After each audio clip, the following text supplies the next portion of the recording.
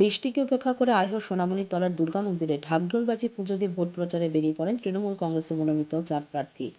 আগামী 8ই জুলাই রাজ্যের ত্রিস্তরীয় পঞ্চায়েত নির্বাচনে হবিপুর ব্লকের আইহো গ্রাম পঞ্চায়েতের বক্সিনগর বাড়িপাড়া বুথে তৃণমূল কংগ্রেসের মনোনীত প্রার্থী অমৃত হালদার, শর্মিলা দাস, পঞ্চায়েত সমিতি মনোনীত প্রার্থী তাপসী বিশ্বাস এবং জেলা পরিষদের 5 নম্বর আসনের প্রার্থী প্রশান্ত সরকার এই 4 প্রার্থী একসঙ্গে ঢাকঢোল বাজিয়ে পুজো দিয়ে নির্বাচনী প্রচারে বেরিয়ে পড়েছেন। বৃহস্পতিবার বিকেলবেলা আইহো বক্সিনগর বাড়িপাড়া সোনামণিতলা বাড়ি বাড়ি গিয়ে জোড়া ফুল ছিঁড়ে ভোট দেওয়ার জন্য আহ্বান জানান এবং মুখ্যমন্ত্রী মমতা বন্দ্যোপাধ্যায়ের সমস্ত উন্নয়ন প্রকল্পের কথা বাড়ি বাড়ি গিয়ে তুলে ধরে এবং ভোটে জেতার ব্যাপারে 100% আশাবাদী তিনি। আজকে আমরা আইহো অঞ্চলের বক্সিনগর বারুইপাড়া ভরপাড়া স্কুলপাড়া মিলিয়ে যে আমাদের বুথ, সেই বুথে আজকে আমরা প্রচারের শুভ সূচনা করলাম আইহো সোনামণি মন্দিরে পুজো দিয়ে। সেখানে উপস্থিত ছিলেন আমাদের গ্রাম পঞ্চায়েতের 2 জন প্রার্থী অমৃত হালদার, শর্মিলা দাস দত্ত এবং পঞ্চায়েত সমিতির প্রার্থী আমাদের তাপসী বিশ্বাস এবং জেলা পরিষদের 5 নম্বর জেলা পরিষদের প্রার্থী আমাদের প্রশান্ত সরকার। এই সহ এই বুথের সমস্ত অধিবাসীবৃন্দ, বিশেষ করে মহিলাদের যে ঢল আজকে এই প্রচারে, সেই ঢল দেখে এই এলাকার মানুষ তৃণমূলের যে উন্নয়ন হয়েছে সেই তৃণমূলের উন্নয়নকে আরও বাস্তবায়িত করার জন্য তারা আমাদের সাথে আছেন।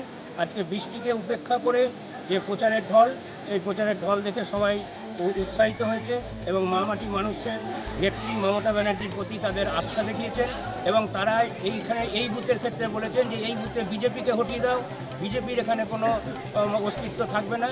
এখানে যারা মানে পদের লোভে বা নিজের আর্থিক রোজগারের লোভে যারা দল ছেড়ে অন্য দলে চলে গেছে বা বিজেপিতে যোগদান করে বিজেপির হয়ে প্রচার করছে, তাদেরকে এই এলাকার মানুষ প্রত্যাখ্যান করছে।